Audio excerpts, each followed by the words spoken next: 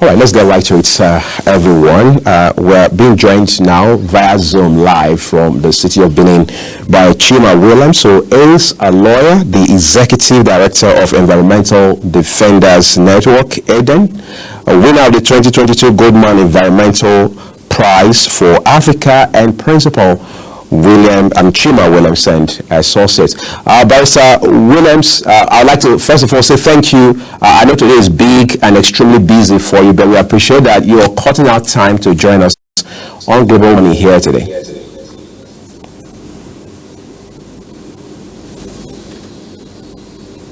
Thank you very much, Uli. It's always my pleasure to be with you. All right, great. So let's make the most of the limited time that we have. This year, World Environment Day focuses on plastic pollution. Talk to our viewers as to how, well, I don't want to say bad, challenging and complicated the situation is. Well, of course, it's no longer news that plastic pollution is endangering the whole world and endangering the whole human society. But this is the reason why this year's World Environmental Day celebration theme is centered on putting an end to plastic pollution because of the menace of plastic pollution on lives of humans, mammals, and our environment and our ecosystem. So pollution from plastics is so dangerous and has gotten to a heightened crescendo that the whole world has no choice than to talk about it. How do we end it? How do we bring an end to plastic pollution? So it is very, very dangerous, and it has put humanity on a time bomb.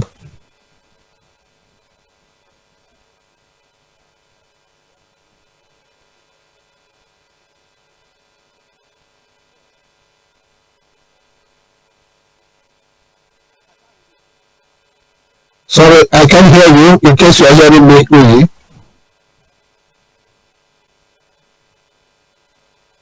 Uli, please, can you check your mic? I'm not hearing you, please.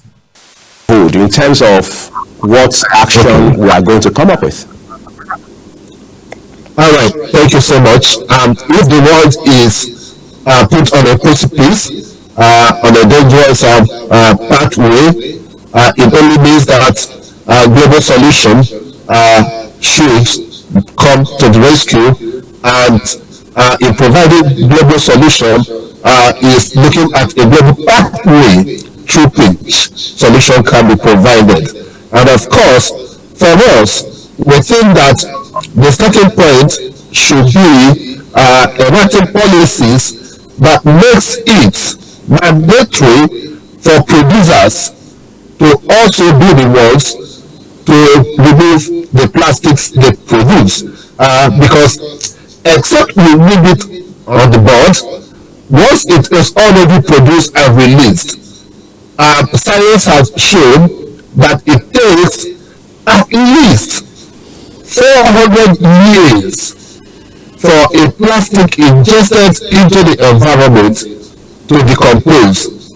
And of course, if the decomposition does not come by way of outright, dissolving, but rather cutting into particulates that could still be ingested into the environment and consumed by all that uses environmental sources, okay, like fishes, like humans, like animals, other kinds of mammals that ingest or consume what is ingested into either the waterways, our estuaries, our oceans, our rivers, on our lands, and the crop that grows on our lands that carries these particulates and is being consumed by man and mammals and animals. So you see how dangerous it is. So the only credible solution is not even talking about gathering the plastics because no matter how much you want to gather them, okay, they will still escape. So can we leave it on board by looking at the production of these plastics? Can we ban plastic production and usages? Okay, so if you must produce, can there be standards that will be put in place that ensures that except you use the composable materials, do not produce anything? Of course, nature has provided all the answers that we need to ensure that we end plastic pollution. Nature has provided all the different sources that we can use to store our consumables without endangering our lives and the lives of others. So, can our laws, our policies be geared towards encouraging going back to nature, using the nature provided resources to cater for human life and security? So that can be the only pathway, as every other pathway, every other suggestion will be, treating the symptoms rather than solving the problems. Right. Incidentally, Barrister Williams, Lagos has been referred to as the highest contributor to plastic waste epidemic in Nigeria. But let me read up something for you real quick so we can beat this a little into perspective and context this morning. Here it says Nigeria ranks among the top 10 global plastic polluters facing a critical environmental crisis. Now, that is not even the interesting part. It goes ahead to say annually, Nigeria generates an estimated 32 million metric tons of waste, with plastic constituting a substantial portion at 2.5 million metric tons. That's in Nigeria. But we also hear that there are those who are now monetizing by way of recycling these plastics. Are those efforts enough, or are we just struggling to scratch the surface? I already have mentioned that every other effort apart from total ban of plastic use, single plastic use, will be scratching the surface, treating the symptom rather than treating the problem or solving the problem itself. So, recycling is a pathway, but not a total solution. It can only create palliative. Recycling creates palliative solutions, not real solutions. Okay, so in recycling, they are, of course, in modern waste management systems, recycling is just one single unit. Okay, yeah, because there are other circles that means that rather than recycling the materials, you decompose them. Okay, when you decompose them, for instance, rather than recycling and using plastics to produce other things that are still not biodegradable, which means that irrespective of what you have recycled it into, it can still not solve the problem that plastic creates, because one way or the other, one day it will still escape into the ecosystem, into the environment. So plastics are no, because, as I mentioned earlier, nature has provided us with all the solutions. Let's look back into time before we started using plastic containers, cellophane bags, plastic bottles. What were our forefathers using to preserve food and water to use at different times. We know that at some, even in modern times, in some communities, some older generation of citizens still prefers to use leaf to wrap, some food items for preservative purposes rather than putting them in solitary bags. Some use some kind of art form, some use bamboo trees, like water bottles to store and carry water and use. So, and some use glass, glass containers that are reusable. You use your glass, you wash it after use, and use it again, and use it again, and use it again. So that the challenge with plastics mostly are that they are single use. So you buy your sachet water, you empty the contents, and you throw the sachet into the environment, and it also decomposes. You cannot utilize it again. You use your canned drink, cellophane contained materials. You take the water, you throw the container into the environment, thereby creating environmental hazards. So, if we look at it, nature has provided all the solutions. The challenge of mankind is that we are very, very lazy these periods. We are no longer as creative as our forefathers used to be to look into the environment, look into nature, and then provide solutions to all our problems. All the problems we have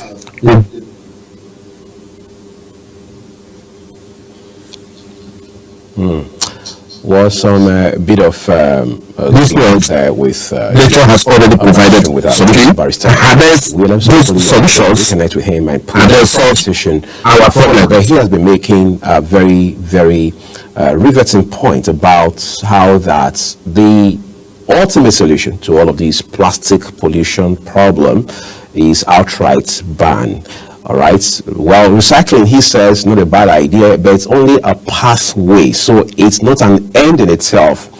Essentially, he says it's a means to an end, because he made clear that we've got to be sure that we ban plastics altogether. Let's take a quick break now. If the guest's not back, well, if he's back, let's have him on quickly. Barrister Chuma, if you're still there, we would love you to just put your thought further.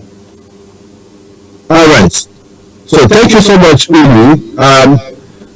As I was saying, nature has provided all the solutions that we need. Provided us with weapons to solve our environmental problems. And of course, the only pathway to solving plastic pollution, as this year's World Environmental Day team says, putting an end to plastics, the only way to put an end to plastics is to ban plastic use, and then encourage return back to nature and to other less environmental harmful practices that have gained traction in some parts of this world. Of course, Nigeria cannot be in isolation. The world is pushing towards end to plastic use. You see that in some countries, you cannot see solid materials. Rather, you will see paper materials. You can see glasses that are multiple use materials. So can we go back to those olden days where water was served, or water was served in glass bottles, and then you consume, and then the water bottle is washed and refilled for the next person to use. In this, will be helping to curb plastic injection into our environment and into our society.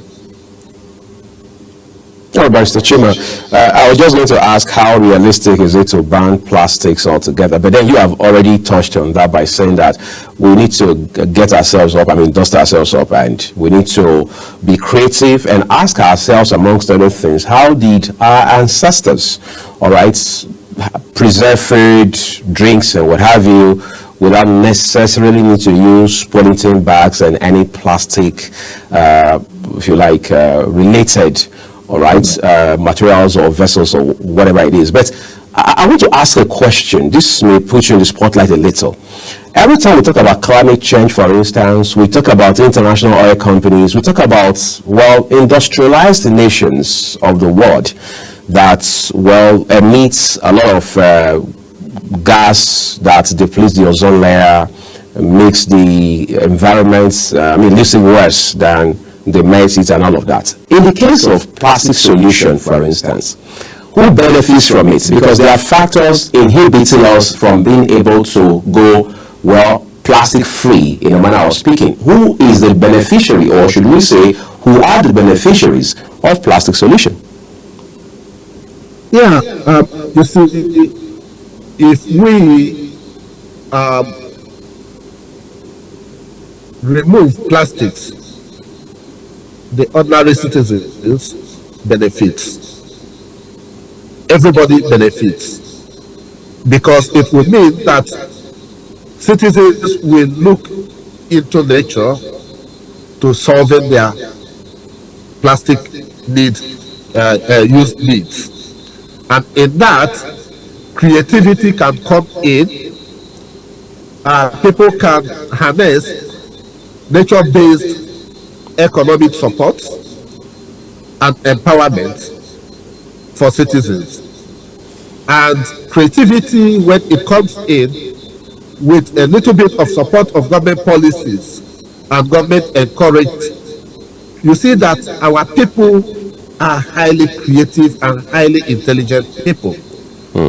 But why is it that amidst the fact that we know, everybody knows the problems associated with plastic use, it is difficult to bring it to an end, the practice of single plastic use, to bring it to an end, because of the powers that are behind it.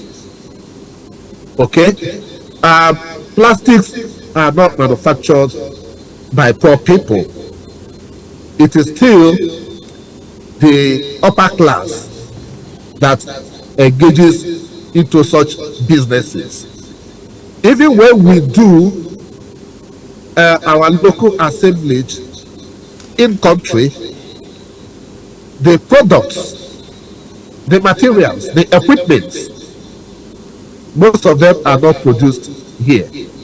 So the corporations, the multinationals that are behind it, are the ones that are making it difficult for us to end single-use plastic injection into the society, because business must continue to thrive. But if the world stands together to say enough is enough, then definitely enough will be enough. All right, so before we let you off now, just one more question. How would you, rate the contribution of non-governmental organizations whose work revolves around the environment? For example, you are the Executive Director of Environmental Defenders Network, and we have several other entities like yours that are, if you like, subsumed in the work to make our environment a better place. Would you say they are doing enough in this regard? Well, self-scoring is not part of our own beats.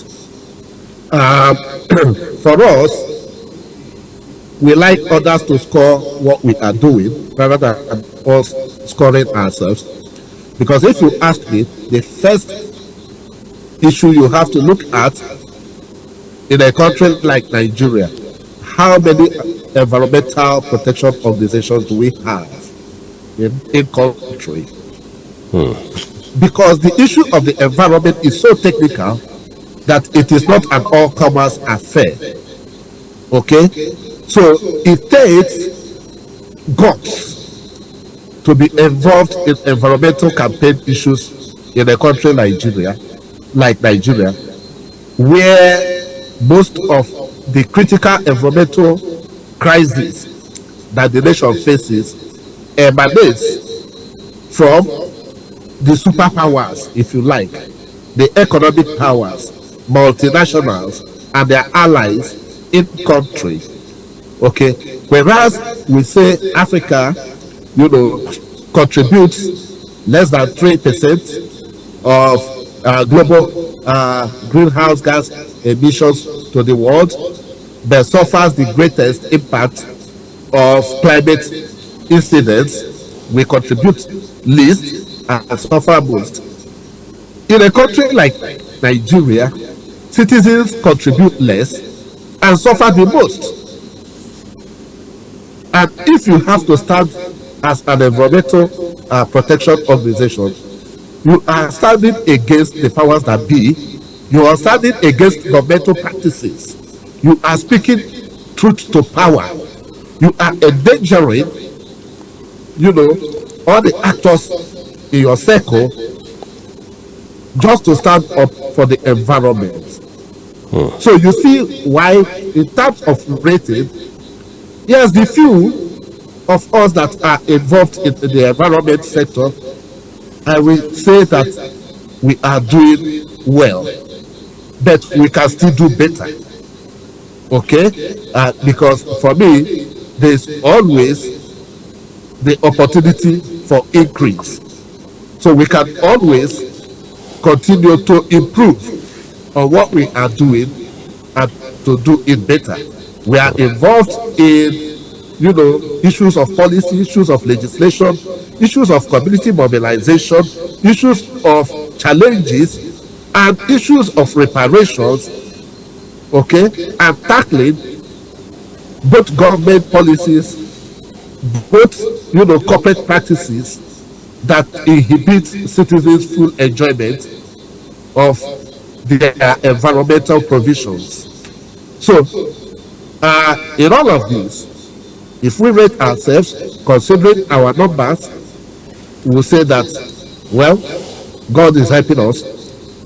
We are doing well, but we can always improve. There is still room for improvement, and of course, such improvement can only come when there is collaboration and understanding that environmental protection is not a one-man business. It's not a one-sector business. It is a collective business of everybody. The civil society actors, the media, the policy makers, the legislators, even the corporate entities, every citizen, because whatever impacts on the environment impacts on everybody. There is no discrimination.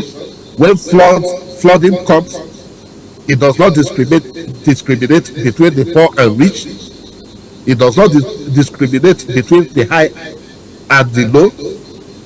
It affects everybody in the same proportion, which means that the segregation in practice that makes people think others should be the ones responsible only for environmental protection is an abnormal, and we have to change that consciousness and make environmental protection every man's business. Well, that's a fine place to leave it on this World Environment Day. Barrister Chima Williams, Executive Director, Environmental Defenders Network. 2022 Goldman Environmental Prize winner for Africa and Principal Chima Williams and Associates. We can't thank you enough for these invaluable insights you shared with us on the program this morning. Thank you so much, Lee. Always my pleasure being with you. Great. So you have a great day ahead of you. That's what we're leaving it with this first discussion. Everyone, but of course, it's World Environment Day. We have a second discussion coming up to broaden the conversation frontiers on this spectacular day for you. That will be with my colleague,